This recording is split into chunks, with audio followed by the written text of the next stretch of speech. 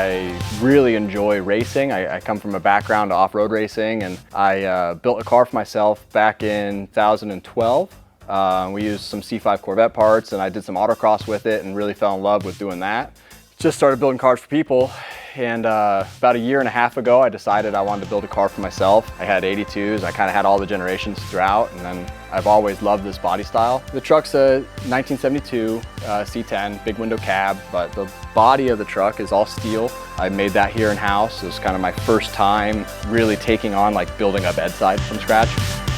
I've always enjoyed race cars, and especially race cars of like the late 70s and the Group 5 era.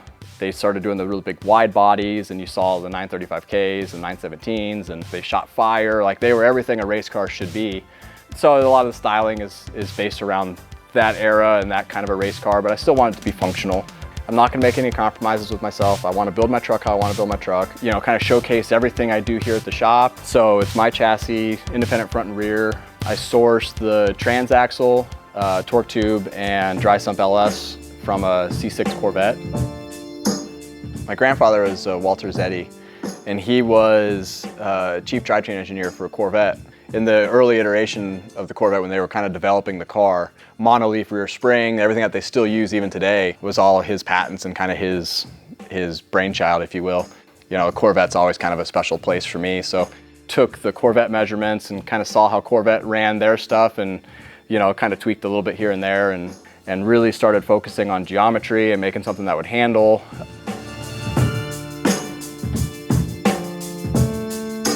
So I was looking for somebody that could build me a coilover that utilizes like a C6 lower than just a traditional eyelet upper. And it was kind of a natural phone call to make to Belltech and everyone over at KW and kind of their whole competition department, and work together and try to figure out what's going to be the best coilover.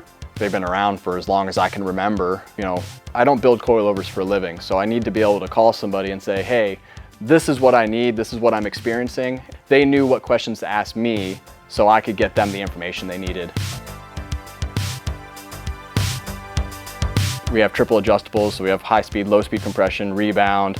We sprung it for the weight, and you know, we built it to race the truck, so it certainly is a firmer ride, but it's still very compliant. You hit a big bump, it doesn't rattle your teeth out. Like, I would compare it mostly to like a Porsche, like a GT3 or GT2. When you run a 12-inch wide tire on the front of a truck, you're kind of nervous as to what that's going to be like driving down the road, and you're kind of chasing the crown and stuff like that. But driver's side tank feeds the passenger side tank to help to offset driver weight.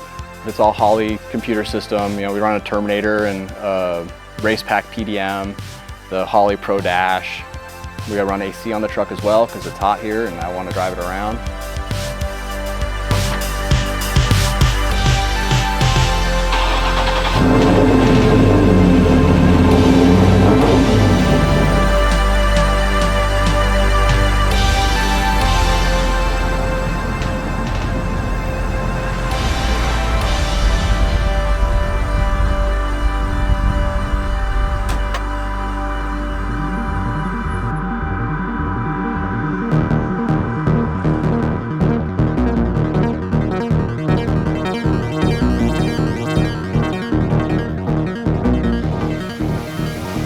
Got it ready for SEMA. My son was 4.5 or so, and he's out here in the shop. He's sanding the chassis down and he's hammering stuff. And you know, if you ask him, it's his truck, and he's excited to go racing. We go out to the track, and you know, he's sitting next to me, smiling ear to ear.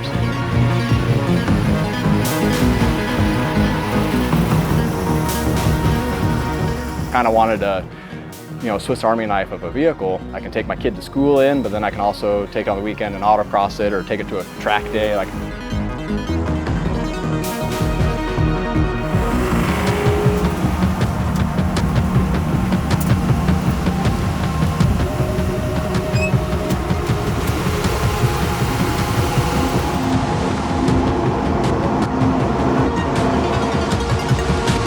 you know, it does everything you would hope it would do. And then when you drop a gear and put it to the floor, it boogies.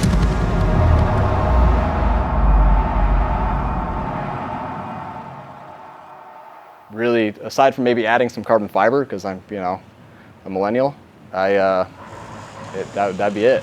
Probably some carbon fiber. I guess that'd be the move.